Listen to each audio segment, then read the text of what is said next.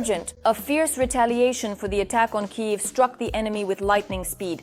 The armed forces of Ukraine have blocked the road to Moscow. Russia will not forget these Ukrainian strikes. In the place of Putin's pride, there is now a crater. This is only the beginning. Crimea and Donbas are both on their way out at the same time. Something terrible is coming. Tusk has turned his back on Ukraine. Sharp calls on the eve of the fateful NATO summit. Poland is waging a political war directly against Kyiv. The first details. The Kremlin is nervous. Peskov has dropped the mask and is now talking not about the special military operation, but about war. You need to hear this. Putin has been cornered. He came out of the bunker and admitted failures. Sensational. Here's what Trump and Zelensky agreed on over the phone. Vance revealed some of his cards and gave Ukraine the right to make the first move. And all of this happened just now. Hello, I'm Daryna Gutskalo and we're getting started. At this very moment, retribution for Kyiv has struck right at the heart of Russia. Our forces have cut off the road to Moscow. In short, there was a lot of smoke over there, but now it has moved over here. In Yaroslavl, drones attacked an oil refinery, after which traffic toward Moscow was blocked. According to media reports, this is likely the last refinery that continued to supply fuel to Moscow and the region. The rest have already shut down after previous attacks. It's getting hotter and hotter in Putin's rear. In the Leningrad region, it is no longer being concealed that the port of Ust-Luga came under attack and a drone crashed near the Lursky military training ground. It seems there are fewer and fewer safe places left for Russia.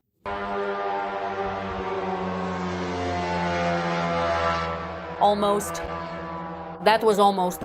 And that's not all. Our forces have struck several sensitive points of the occupiers, including in the temporarily occupied territories. It's hotter than ever in Crimea. In Kerch, reports came in about strikes on the port. Even the Simferopol substation couldn't withstand it. This is one of the main trunk substations in Crimea, through which a significant portion of the electricity flows for the central and eastern parts of the peninsula. Luhansk and Donetsk regions are also in touch. In Berdyansk, the Azov-Kabul plant was hit, where Putin's army was hiding its soldiers. Part of Mariupol has officially entered blackout mode. Russia has awakened a force that can no longer be stopped, so there is more to come. No one expected this from Poland, that's for sure. On the eve of the NATO summit in Ankara, Donald Tusk addressed the Warsaw delegation, which will be led by President Karol Nawrocki, with what was essentially a direct message not to make loud promises about financial support for Kyiv. It's not because I think that Ukraine doesn't need financial support. I believe that Poland has very significant responsibilities regarding the entire eastern border of the EU, and everyone should take this into account. At the same time, Donald Tusk made another notable statement. According to him, as long as Ukraine is holding back Russian aggression, it is supposedly Poland that bears the main burden of defending the eastern border of the European Union. And all this is happening on the eve of a key alliance event, where the allies are set to discuss the creation of a multi-billion military support fund for Ukraine.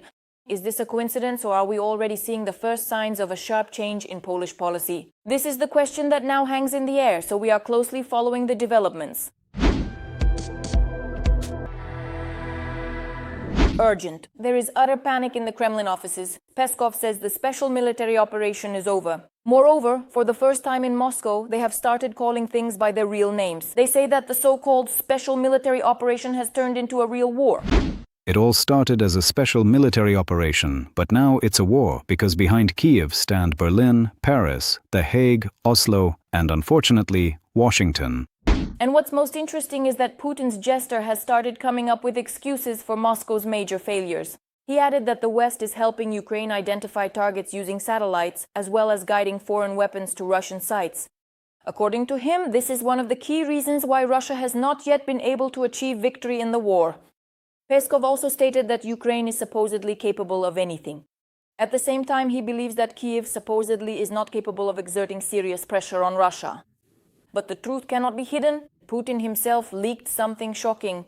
He appeared on television and gave the order to minimize the consequences of Ukrainian strikes at any cost. The very fact of such a public order indicates that the problem in Russia has become so serious that Putin himself is forced to comment on it.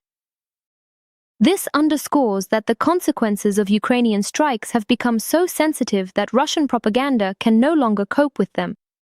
And then a kind of Kremlin Sauron steps onto the stage. Sensation. The phone conversation between Volodymyr Zelensky and Donald Trump did not go unnoticed. Those closest to the American leader have admitted Ukraine is not just holding on but is breaking the logic of Russian offensives. Ukrainian defensive tactics are now setting the pace of events and may become the very factor that opens the door to ending the war. The Russians are now in a position where the gains they can achieve by continuing offensive operations are vanishingly small and approaching zero. In the United States, it is now openly stated that the losses for Moscow are becoming increasingly significant. An official even hinted that this very situation at the front could create a window of opportunity for a diplomatic end to the war. This could very well create the space we need to bring this matter to a close. Vance also added that Donald Trump's team recommends Ukraine maintain a maximally defensive position while the United States continues negotiations between the parties. So, more to come? Where has Putin disappeared to? Russians are sounding the alarm. The dictator, in a panic, is hiding from his own inner circle. He has quadrupled his personal security. Now more than 800 people guard the Kremlin leader around the clock. What is Putin so deathly afraid of? Who is plotting an assassination and how real are his paranoid fears? All the details are in the following report. Putin no longer even trusts his own shadow. The dictator is urgently increasing his personal security for the fourth time since the start of the full-scale war. Interestingly, the louder Moscow talks about stability, the more guards are posted around the Kremlin's master. According to European intelligence services, the Kremlin is increasingly preparing not only for attacks by long-range drones, but also for possible internal upheavals, assassination attempts, or even a coup. And it seems that the main problem is no longer external, but lies within the system itself. Security guards are forbidden from using phones and devices with internet access. Their lives are becoming subject to new restrictions and inspections are getting increasingly strict. It seems that now it's not just Putin who is being protected. They are protecting those who protect Putin. The story about wristwatches was especially surprising. According to Russian sources, officials were advised to take them off during meetings with the president. When the authorities start suspecting even an ordinary watch, it's no longer about security. It's about an atmosphere of total distrust where a potential threat can be seen anywhere. And the more such strange bans appear, the harder it becomes to hide the obvious. Fear has become one of the main factors in decision-making in the Kremlin. The most interesting thing is that even before the invasion, the central security apparatus had hardly changed for more than 10 years. But since the start of the war, the expansion has already happened for the fourth time, and this may be the best indicator of the real mood in the Kremlin. Because when the head of state keeps increasing the number of people who are supposed to protect him from dangers, a logical question arises. If everything is really going according to plan, then why has the level of personal anxiety there reached its maximum? And these are not the only worrying signals. A conflict is escalating between the army and the security services, and it can no longer be concealed. And the loudest symptom of this crisis is a series of mysterious deaths and eliminations of Russian generals. According to European intelligence, the military is increasingly outraged that the FSB is in no hurry to ensure the protection of the top command staff. This creates a paradoxical situation. The generals are needed by the Kremlin to continue the war, but the system, it seems, is not particularly concerned about their safety. And while some wear expensive epaulets, obituaries are already being prepared for others. This situation affects not only military capabilities but also the morale of the entire army. Generals are dying from strikes, explosions, sabotage, and other extraordinary events, and with them, the sense of invulnerability among the Russian elite is also disappearing. What just a few years ago seemed impossible is now becoming almost routine news. Russian opposition figures are drawing attention to another interesting detail. In Putin's system, a popular general is almost always a problem. For decades, the Kremlin has regarded the army as a potential threat to its power. The security services received more influence, more money, and more opportunities, while the military were constantly reminded of their place. Because in the Kremlin, they remember well, the army is one of the few structures that, in theory, can ask uncomfortable questions to the people in the Kremlin offices. And now the situation looks almost comical. Putin is increasing his personal security, tightening the security regime around himself, hiding behind ever new layers of protection. But at the same time, the generals who are supposed to lead his war continue to find themselves at the center of high-profile incidents. Obviously, the main priority of the system is to save one person, even if it means turning a blind eye to the problems of everyone else. Each such story gives rise to new suspicions and rumors within the Russian elite itself. The generals no longer feel protected, distrust is growing among the security agencies, and fear for one's own life is becoming the norm. Has the very purge of the inner circle, so feared in authoritarian systems, already begun? And if this process has already been set in motion, it will not be easy to stop it. Meanwhile, in the Kremlin, people are starting to say out loud what was until recently considered a forbidden topic. Putin has effectively admitted Ukrainian strikes on Russian territory are causing serious concern, and the war has long since ceased to be a distant television image for ordinary Russians. Moreover, the Russian president is increasingly calling events by their real name, war, instead of the usual Kremlin abbreviation that for years was meant to create the illusion of a controlled operation. The consequences of the war are beginning to reach places they never did before. Strikes on oil infrastructure are hitting the main source of income for the Russian state, and at the same time, prices are rising, fuel shortages are occurring, and economic anxiety is intensifying. For years, Russians were told that the war was somewhere far away and hardly affected their lives. But when problems reach the gas stations and the family budget, propaganda slogans start to work much less effectively. The situation at the front is even more alarming for Putin. According to Western sources, the losses of the Russian army remain extremely high. This means that the Kremlin is getting closer and closer to the moment when it will have to make politically dangerous decisions. If a new wave of mobilization affects not only the provinces but also the wealthier segments of society, the level of discontent could sharply increase even among those who have supported the system until now. In military theory, there is the concept of a culminating point, the moment when an offensive can no longer maintain its own momentum and begins to lose effectiveness. It seems that this is precisely the scenario the Kremlin fears most right now. After all, if resources are being depleted faster than they are replenished and economic pressure is increasing, the question is no longer about launching new offensives, but about how to avoid a strategic defeat. And now Putin is faced with a choice. On one hand, there is escalation and an attempt to raise the stakes again with strikes and new threats. On the other, negotiations which may turn out to be the only chance to preserve the regime and his own safety. The only problem is that time is no longer on the Kremlin's side. If earlier Putin expected to dictate the terms, today it is clear that he is looking for a way out of the situation without admitting defeat. The man who promised a quick victory and a new world order now finds himself caught between two equally dangerous options. Escalation could accelerate the crisis, while negotiations would demonstrate weakness. And it seems that this is precisely why there are more and more nervous statements coming out of the Kremlin. And the confidence that the Russian authorities had displayed for so long is gradually being replaced by fear for their own future. The occupiers are surrendering Crimea. The invaders are frantically packing their bags. In Kerch and Feodosia, secret documents are being urgently transported toward Russia. Everything is happening in a rush and behind closed doors. Nervousness and chaos are growing among the occupation structures. The Crimean bridge is becoming increasingly terrifying. The situation on the peninsula has changed dramatically. Everything is heading toward the great liberation of Crimea. Is Putin's great retreat from Crimea really beginning? Let's watch.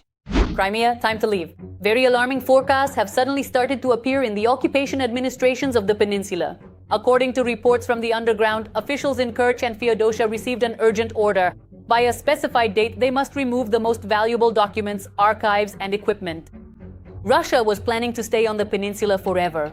So why the rush to pack up folders, servers, and office equipment? The most interesting thing is that after this order appeared, a real epidemic of strange illnesses broke out among certain officials. People who just yesterday were actively running the occupation structures suddenly started taking sick leave, going on vacation, and leaving Crimea as quickly as possible. And not just anywhere, but specifically toward the Krasnodar region. All of this is very reminiscent of a familiar scenario. First, the authorities talk about having full control over the situation, then they switch their headquarters to round-the-clock operations, and after that they start removing documents and looking for backup escape routes. And then it usually turns out that the situation is not as stable as they said on television. These events look especially tense against the backdrop of regular strikes on military facilities in Crimea. It seems that even the local collaborators no longer have much faith in the supposedly all-powerful Russian air defense. After a series of Ukrainian strikes on logistics in the south, Russia has faced a new problem. Delivering cargo to the occupied peninsula has become not just difficult but extremely expensive. According to journalists, transporting cargo to Crimea now costs several times more than for similar distances within Russia itself. The worst part for the occupiers isn't even the prices, but the mood among the carriers. More and more drivers are simply refusing to take routes through Crimea. Some companies are reducing the number of trips, while others are shutting down this route altogether. The reason is simple: everyone wants to make money, but fewer and fewer are willing to become the next target on the road. And while Crimean officials are packing up their documents, Russian military forces have suddenly started rehearsing a very interesting scenario. Exercises were held under the telling name Crimean routine. According to the scenario, Russian troops were preparing for a landing of Ukrainian paratroopers in Crimea. Moreover, the scenario was so serious that on the maps, Ukrainian forces were advancing from several directions across the Black Sea at once, actively using naval drones, UAVs, long-range weapons, and modern reconnaissance systems.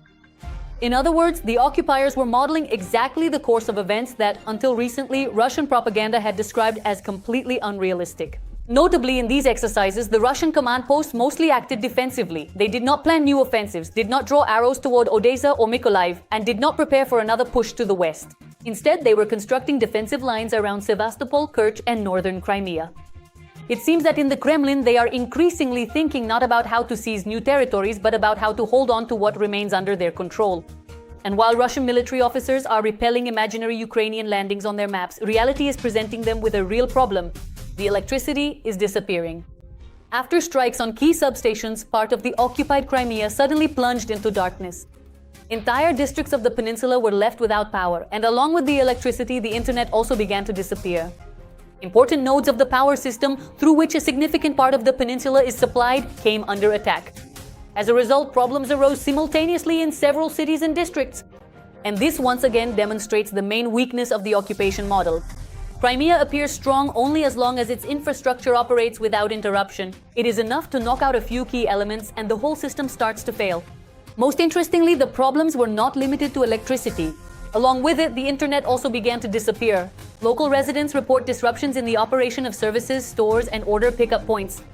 And while Kremlin officials talk about the full integration of Crimea into Russia, the peninsula increasingly resembles a remote outpost living in a state of constant emergencies and restrictions. All the recent events suddenly come together into a single picture. First, there were strikes on logistics and a sharp increase in transportation costs to the peninsula, then orders to evacuate documents from the occupation administrations, followed by transferring headquarters to an enhanced operational mode, and now even drills to repel a Ukrainian landing. If you look at all this separately, you might call it a coincidence. But when there are too many such coincidences, they start to look like preparations for a very specific scenario. It seems that Moscow's greatest fear today is not just strikes on military targets. The main threat for the Kremlin is the prospect that Crimea will gradually lose its connection to Russian logistics and turn into an isolated bridgehead that will have to be held at any cost. And history knows many examples when such territories sooner or later became not a symbol of strength but a source of constant problems. And while Moscow continues to repeat the mantra about Crimea being Russian forever, there are more and more signs on the peninsula itself that it is beginning to turn into a suitcase without a handle for the Kremlin. It's hard to carry, scary to abandon, but pretending that nothing is happening is becoming increasingly difficult. At this very moment, the United States is beginning to send fateful signals to Ukraine. Trump's inner circle is changing its tone. There is no longer any place for Russia in honest diplomacy, and Moscow is already feeling it. The situation is changing not on the front lines, but in perception. Washington is increasingly viewing Ukraine as the victor, a cold shower for Putin. It seems the Americans are ready to unleash a beast that will finally knock the ground out from under Russian aggression. Things are about to get even louder. Don't miss it. In Washington, they are taking an increasingly decisive stand on Ukraine's side.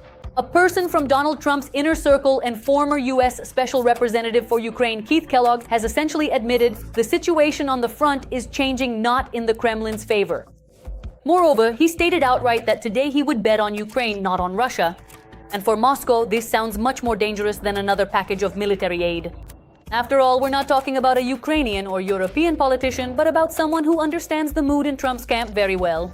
According to Kellogg, for the first time since 2023, Ukraine is beginning to seize the initiative and maintain an advantage over Russian forces. And the key role in this is played not only by events at the front, but also by Ukrainian long-range strikes on Russian territory, which are increasingly hitting the occupiers' military infrastructure and logistics where it hurts. and this is where things get really interesting. Kellogg reminded us of one particular trait of Donald Trump which is well known in the Kremlin but which they really don't like to talk about. According to him, Trump likes winners, which means that the more successes Ukraine demonstrates, the harder it will be for anyone in the White House to convince the US president to see the situation through Moscow's eyes. Moreover, Kellogg essentially delivered a public takedown of those who offered simplistic recipes for peace. He harshly criticized the approach of people who tried to view the war as a business deal or a real estate transaction. He said this is not a commercial contract and not a negotiation over square meters. This is a war where the future of states and entire regions is at stake. It is precisely the successes of the Ukrainian army that can ultimately change the political atmosphere in Washington. While Russian propaganda has been talking for months about the inevitable fatigue of the West, more and more influential American voices are starting to talk about something entirely different, about Ukrainian initiative, Ukrainian technologies, and Ukrainian victories.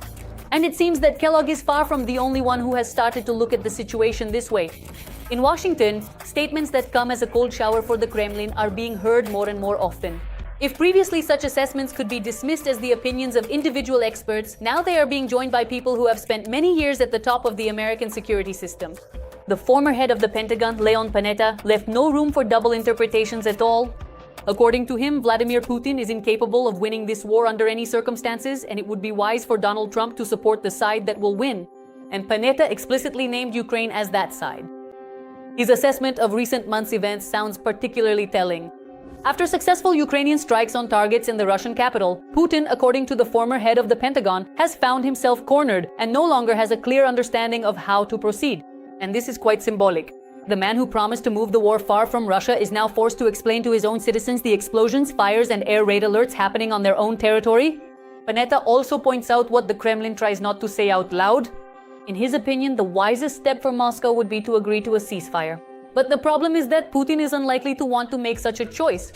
And this means that Russia will continue to pay an ever higher price for prolonging the war, economically, militarily, and politically. Even more interesting is the solution Panetta proposes for Washington. He is convinced that the United States must provide Ukraine with all the necessary weapons to achieve results on the battlefield. In other words, instead of seeking compromises with the Kremlin, more and more influential American politicians are talking about a different scenario, strengthening Ukraine to such an extent that Moscow simply has no good options left. And if we compare the statements of Kellogg and Panetta, a rather interesting picture emerges. Different generations of the American political establishment are increasingly coming to the same conclusion. Ukraine does not appear to be the losing side. On the contrary, more and more influential voices in the US are talking about Ukraine's advantage, Ukraine's capabilities, and Ukraine's prospects for victory. And this is not at all the signal that the Kremlin expected to hear from Washington. And it seems that the Kremlin's main problem now is not just at the front. Because wars are won not only with tanks, missiles, or drones. Wars are also won when the world begins to believe in your victory. And if just yesterday Moscow was expecting Washington to grow tired of Ukraine, today more and more American politicians, military officials, and bureaucrats are saying the opposite. And this means that Putin's bet on the West's fatigue may turn out to be one of his biggest strategic mistakes.